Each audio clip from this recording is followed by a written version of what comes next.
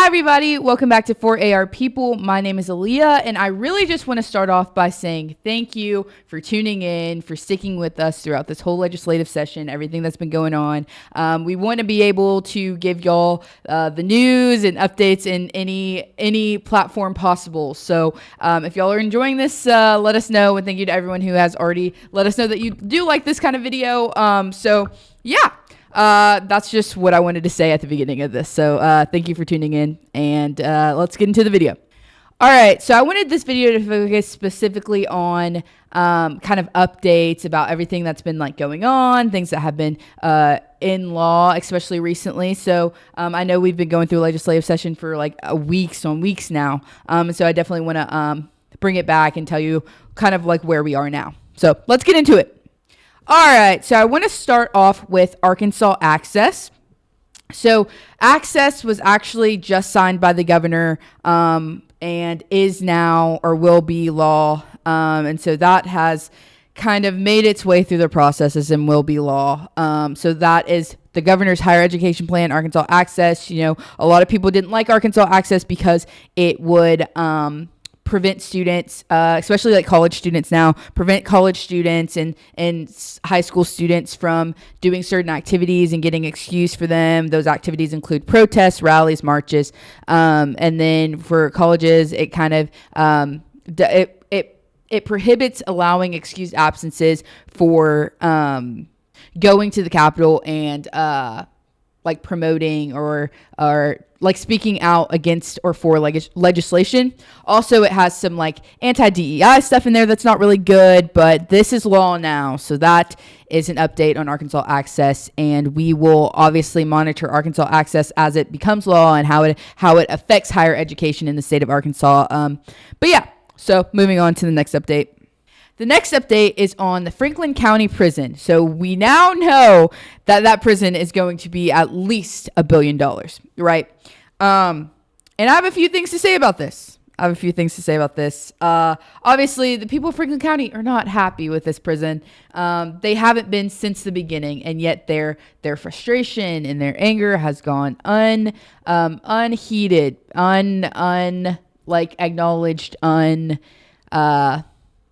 unvalued. So I also want to note that $1 billion is a lot of money, but remember it started off with 350 million, I believe. It started off from 350 million. Now it's $1 billion.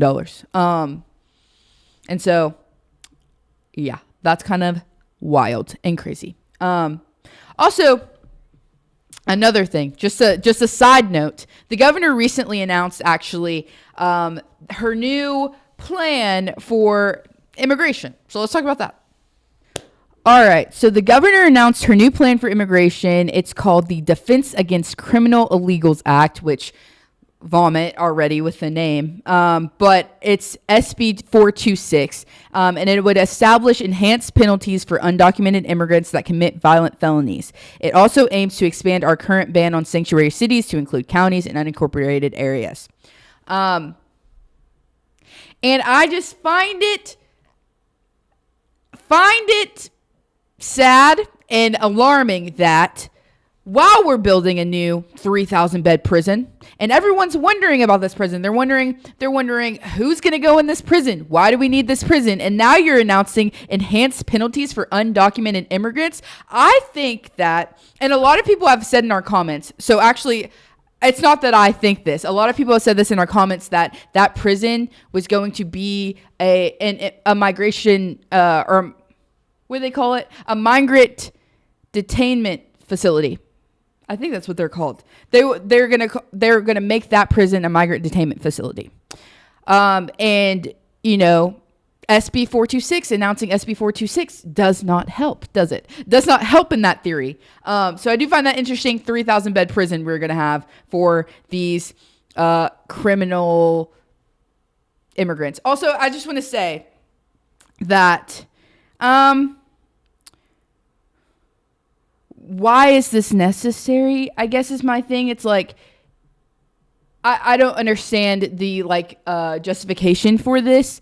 Also, it's like Arkansas is not like a border city. You know what I mean? That like we are not by any major like border. And so I don't necessarily know if there is like an immigration problem in the state of Arkansas. So I find it weird that this is even necessary. Like I know we're like pretty close to Texas, and Texas is a border city. So like I've never heard of there being, and I'd love to see some proof and statistics that there is an immigration problem, which I don't think immigration is a problem in general, but like if there's like a big percentage of like undocumented immigrants in the state of Arkansas, like I don't even think this is necessary. I think it's one of those things that we always see with her, where it's like a culture war thing, you know. But also it begs the question: is like, does this have anything to do with the new prison that's being built? Because that would be interesting. So that's that on that. I'm interested to see y'all's thoughts on that. Let me know. Sound off in the comments below. And I'm going to move on to the next thing I wanted to update you about. All right. So another thing, House Bill 1668. We talked a little bit about this on Instagram. You probably saw our content on that, but I do want to bring it here that House Bill 1668 got pulled down in committee for amendments. And House Bill 1668 is the kind of anti-trans bill for sure. It's like medical and social transition of minors. And that includes, but not limited to, clothing, haircuts, preferred pronouns, preferred names. And that got pulled down in committee for constitutional issues, specifically free speech issues and freedom of expression issues, especially when it comes to like the conduct that other people can do. The Attorney General's office actually showed up and said that they would not feel comfortable defending this in court as it is, which is a win, people. It is a win, but also it gives them time to amend it. So we'll probably see it again. So it's a half win, but yeah.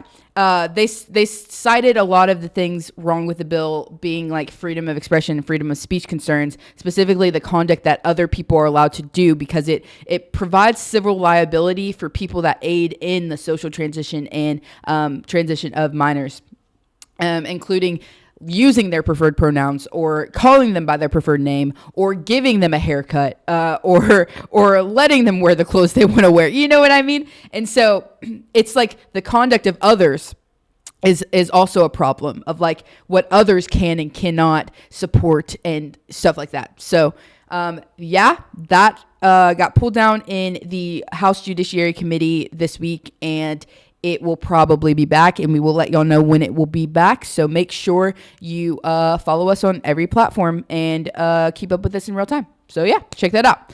Moving on.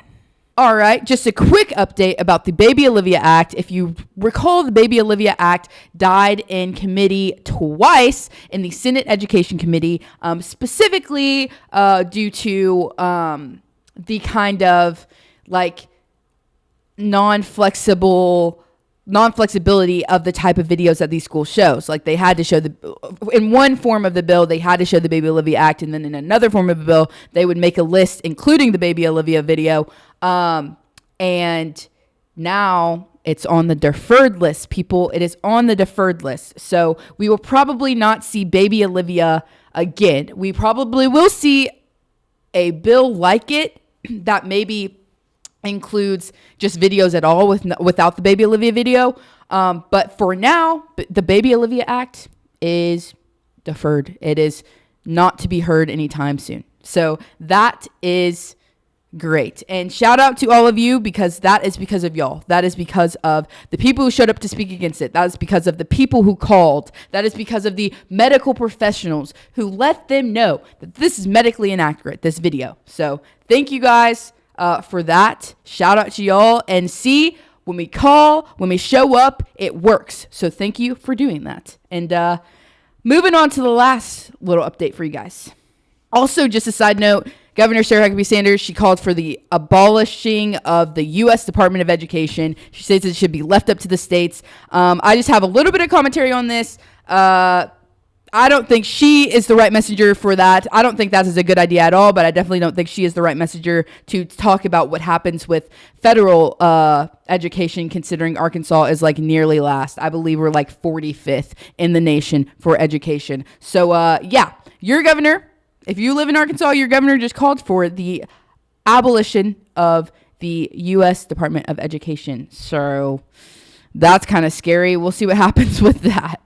All right, last but not least, House Bill 1615, which is the bill that would allow discrimination of services and accommodations based on religious beliefs on marriage and biological sex, is set to be heard. I believe it is confirmed to be heard on March 20th at 10 a.m., which is the day that this is being posted. I'm posting this on March 20th, so it is being heard today, so hopefully you tuned in. And if you did not, you can go back to our Instagram and our Twitter and all that stuff, and we will have been keeping up with it in real time. So definitely make sure when these happen, y'all follow us on our on all of our other platforms so that we can keep up with these bills in real time. But yes, so House Bill 1615, hopefully it meets the same fate as House Bill 1668, which was facially unconstitutional according to the Attorney General's office. So hopefully it meets that same fate. I'm not sure. I don't see as many constitutional issues in here, but I really hope that this is not passed in committee. It is in the House Committee on the Judiciary. So make sure you call them, make sure you